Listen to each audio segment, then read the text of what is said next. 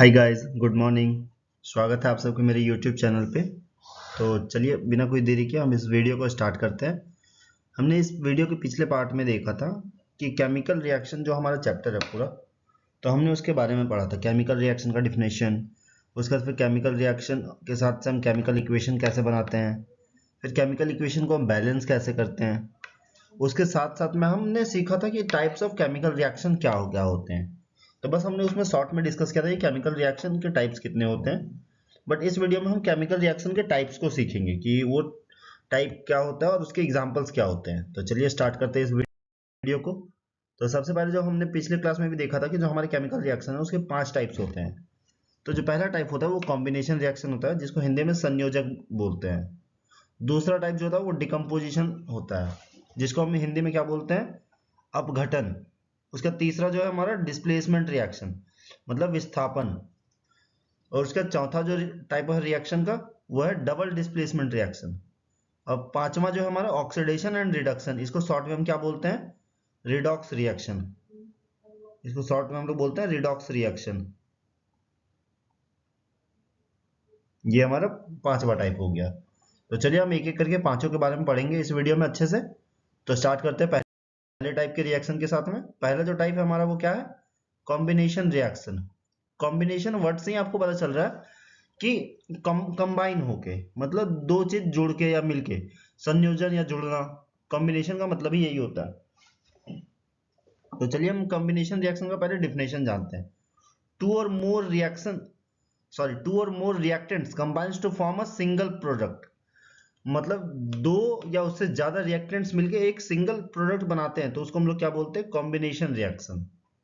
तो इसको हिंदी में दो या दो से अधिक अभिकारक मिलकर एक अलग उत्पाद बनाते हैं। मतलब कॉम्बिनेशन रिएक्शन हो गया कि दो कोई भी एलिमेंट हो या कंपाउंड हो, वो आपस में कंबाइन होकर एक अलग कंपाउंड बनाए, तो उससे हमारा क्या होता है, वो कॉम्बिनेशन रिएक्शन।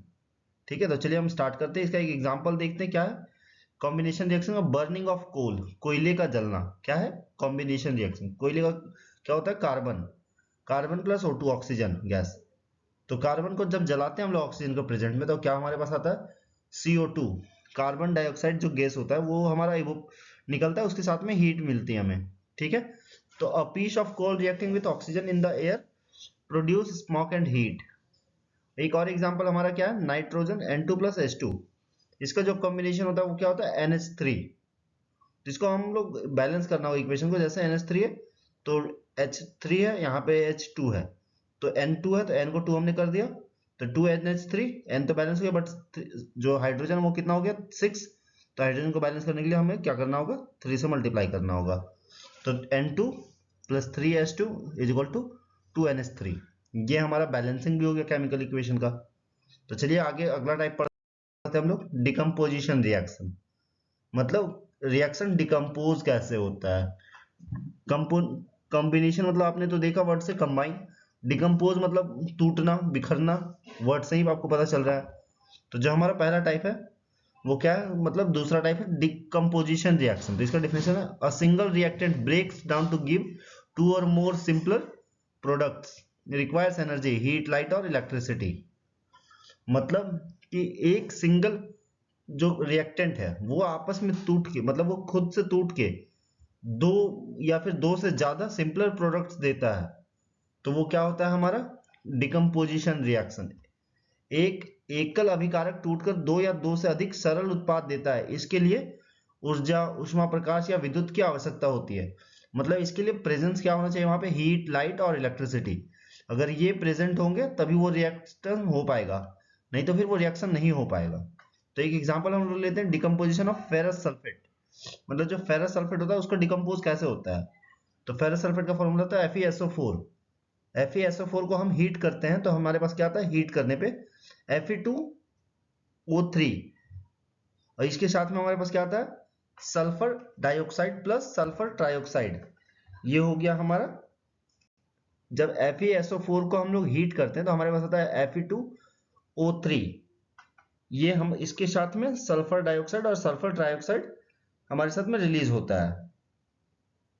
तो चलिए गाइस एक एग्जांपल देखिए, यहाँ पे एक और एग्जांपल है हमारे पास। अगला डिस्प्लेसमेंट रिएक्शन। डिस्प्लेसमेंट रिएक्शन क्या होता है, थर्ड टाइप ऑफ रिएक्शन जो है हमारा केमिकल रिएक्शन का, a more reactive element displaces a less reactive element.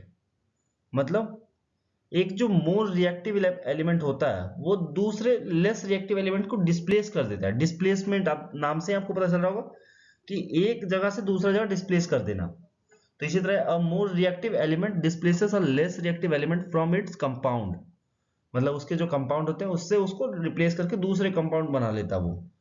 अधिक क्रियाशील तत्व अपने यौगिक से कम क्रियाशील तत्व को विस्थापित कर देता है। यही हो गया हमारा डिस्प्लेसमेंट रिएक्शन। मतलब एक जो कंपाउंड है वो दूसरे को डिस्प्लेस कर देता है। एक एग्जांपल हम समझते हैं, iron nail in copper sulphate solution.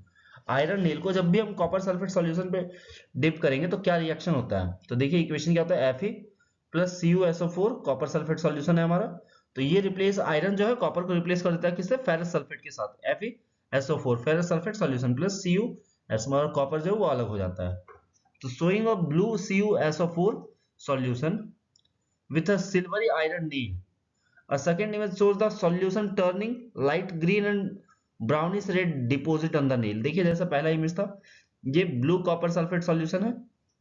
ये जो ब्लू कॉपर सल्फेट सॉल्यूशन है इस पे हमने आयरन नेल को डिप किया, तो आयरन नेल जो है वो ग्रीन आयरन सल्फेट सॉल्यूशन हो गया। मतलब ये जो सॉल्यूशन था इस पे आयरन रिएक्ट करके ये फेरस सल्फेट बना दिया, मतलब आयरन सल्फेट या फेरस सल्फेट। और जो कॉपर था वो अलग हो गया, copper metal on iron.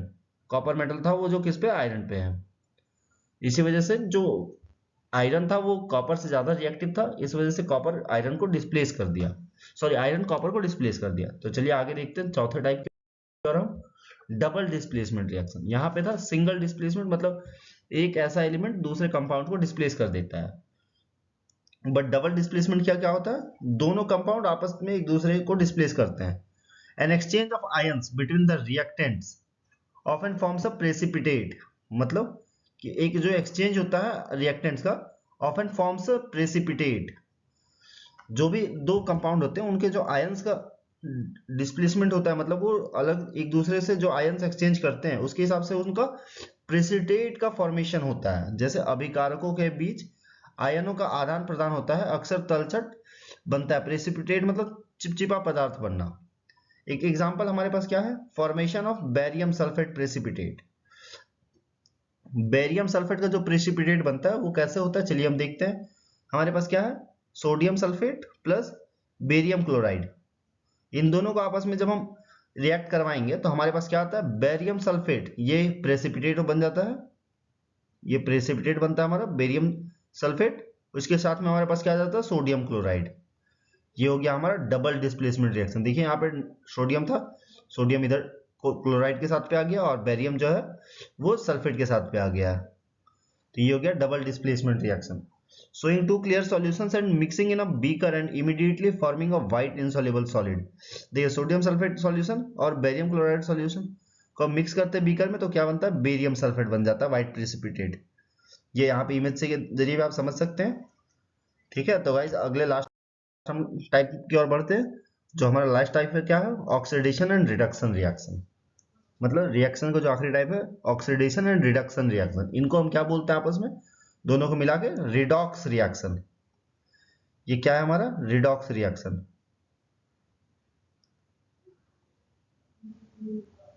Guys तो हम चलिए रिडॉक्स रिएक्शन के बारे में पढ़ते हैं।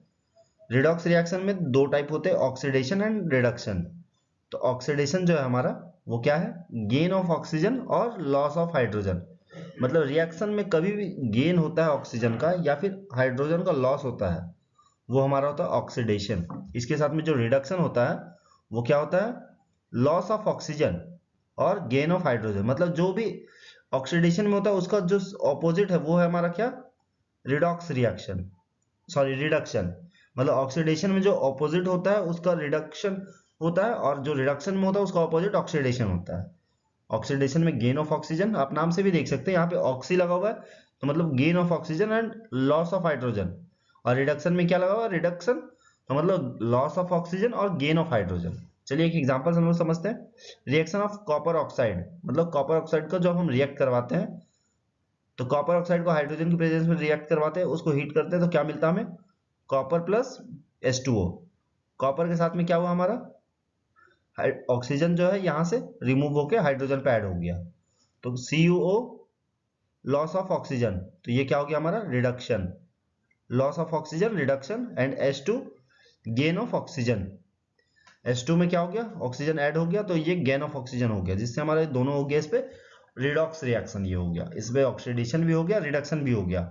देखिए यहाँ पे भी हम इमेज में भी देख सकते हैं, Cu को रिएक्ट करा H2 के साथ में हीट करने पे, तो Cu जो है उस पे ऑक्सीजन रिमूव हो गया और वाटर का फॉर्मेशन हो गया। ठीक है, तो अब black Cu powder reacting with hydrogen gas when heated turning into reddish brown copper, ये जो रेडिश ब्राउन कॉपर ऑक्साइड को रिएक्ट कराते हैं तो ये लास्ट में H2 के प्रेजेंस में, तो ये हमारा होता है कॉपर, रेडिश ब्राउन कॉपर देता है ये। तो चलिए हमारे जो इस वीडियो में हमने टाइप्स ऑफ रिएक्शन समझा। अब अगर आपके अगले क्लास में हम सीखेंगे कोरोजिंग और रस्टिंग, इसके बारे में पढ़ेंगे, मतलब जो हमारा केमिकल रिएक्शन होता है नेचर के थ्रू कैसे होता है, कोरोजन रस्टिंग ये सब भी हम सीखेंगे, कुछ एग्जांपल्स भी लाएंगे, और इसके बाद हम फिर सीखेंगे लास्ट वीडियो में हमारा इस चैप्टर के लिए एनसीईआरटी का जो इंपॉर्टेंट क्वेश्चंस है और एनसीईआरटी का एक्सरसाइज क्वेश्चंस। ठीक है गाइस, तो मिलते हैं आपके साथ में अगले वीडियो के लिए। तो thank you for watching this video guys. और आप बने रहिए हमारे द ट्रिक्स्टर लर्निंग विद विशाल के साथ में, ताकि नई नई चीजें सीखने के लिए। थैंक यू, आप लाइक कीजिए, शेयर कीजिए और सब्सक्राइब कीजिए, साथ में बेल आइकन को भी जरूर प्रेस कीजिएगा। मिलते हैं अगले वीडियो में, तब तक के लिए बाय बाय।